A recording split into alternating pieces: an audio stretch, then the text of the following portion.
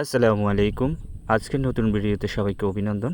কেমন আছেন সবাই? আশা করছি সবাই ভালো আছেন। আজকের ভিডিওতে গুরুত্বপূর্ণ কিছু শিক্ষণীয় কথা বলব। হাঁস পালনের ক্ষেত্রে বেশ কিছু গুরুত্বপূর্ণ কথার মধ্যে প্রথম কথা হচ্ছে যে আপনি হাঁস কোথায় রাখবেন বা কিভাবে রাখবেন, কিভাবে সেটআপ দিবেন সেই বিষয়ে। সেক্ষেত্রে আমি একটা দারুণ কাজ করেছি। আরেকটা গুরুত্বপূর্ণ বিষয় আমাদের মনে রাখা উচিত যে হাঁস যারা পালন করবেন তাদের সবার আগে তাদের খাদ্য ব্যবস্থাপনা অর্থাৎ খাবারটা ঠিক রাখতে হবে। সেক্ষেত্রে আমি ধান লাগিয়ে দিয়েছি, জমিটা আপনাদেরকে দেখালাম।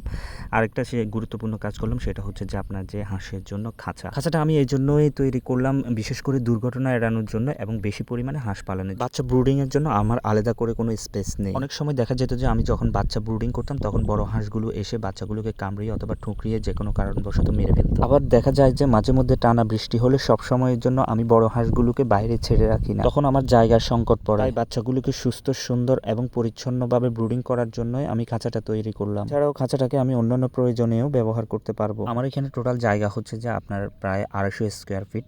তো সেই ক্ষেত্রে দেখা যাচ্ছে যে আমার যদি শীতের জন্য 100+ হাঁস আমি পালন করি, এতে করে আমার প্যারেন্টস হাঁসগুলো সহ টোটাল আপনার হাঁস হয়ে যাবে 150 পিস। 150 পিস হাঁস কিন্তু তখন রাখা আমার জন্য খুব একটা কষ্টের হয়ে যাবে।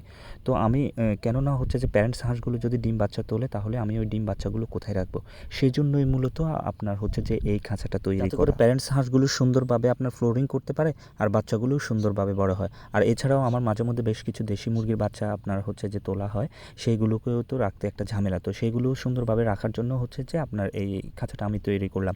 মোট আমি 2টি খাঁচা তৈরি করব, এখানে একটি খাঁচা আরও একটি খাঁচা তৈরি করা। এখানে কিছু ছোট বাচ্চা দেখতে পাচ্ছেন যেগুলো হচ্ছে যে শীতের জন্য রাখার কথা আছে, যদিও এরা হচ্ছে যে লেট হয়ে গেছে কিছুটা এদের বেচের হাঁসগুলো, কিন্তু আসলে আমার করার কিছুই নেই। কেননা হচ্ছে যে আমি এইবারে আপনার বর্ষার মধ্যে খুব একটা ভালো ডিম বাচ্চা পেলাম না, মানে পাইনি আর কি।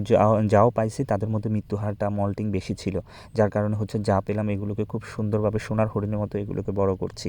আর এখানে আমাদের বেশ কিছু কাজ ছিল, আপনার হচ্ছে যে দেখা যাচ্ছে কাজগুলো করছি। আমার ভাতিজা ছিল, গোসল করার জন্য ডাকছে, দেখা যাচ্ছে যে আমি একলা সামলাতে পারছি না। কি পরিমাণ যে কাজ থাকে সেটা আপনাদেরকে আসলে বলে বোঝানোর মতো না। খামারের পাশাপাশি যদি আপনি অন্য কিছু করে থাকেন তাহলে শুধুমাত্র একজন খামারই জানে যে অন্য কিছু করে এসেও খামারের সময় দেওয়াটা কতটা কষ্টের এবং কতটা সময় সাপেক্ষ। যেহেতু মাঠে নেমে গিয়েছি অর্থাৎ উদ্যোক্তা হওয়ার স্বপ্ন দেখেছি, সুতরাং এখানে ফাঁকিঝুঁকি করার কোনো রাস্তা নেই। আপনার কাজটা আপনার নিজেকেই করতে হবে। আমি ছোট বড় সবগুলো হাঁসকে কিছু সময়ের জন্য ছেড়ে রেখেছিলাম একসাথে, যেহেতু অনেক বেলা হয়ে গেছে সুতরাং আমরা গোসল করতে চলে যাই। দুপুরবেলা ওখান থেকে গোসল করে এসে হচ্ছে যে মায়ের সাথে খাবার খেতে একসাথে বসে যাই। মায়ের সাথে একসাথে খাবার খাওয়ার যে সুন্দর মুহূর্তের অনুভূতিটা সেটা আসলে বলে প্রকাশ করার মতো না। খাবার খাওয়ার শেষে বিকেলের সময়টাতে ভেবেছিলাম যে একটু রেস্ট নেব, কিন্তু না, রেস্ট নেওয়ার সময় নেই, কেননা হাঁসের জন্য খাবার নিয়ে আসতে হবে। কে কোথা থেকে আমার ভিডিও দেখছেন এবং কার কার আমার ভিডিও ভালো লাগে অবশ্যই কমেন্টসের মাধ্যমে জানাবেন। আর আমার ভিডিওগুলো যদি আপনাদের ভালো লাগে থাকে অবশ্যই চ্যানেলটা সাবস্ক্রাইব করবেন।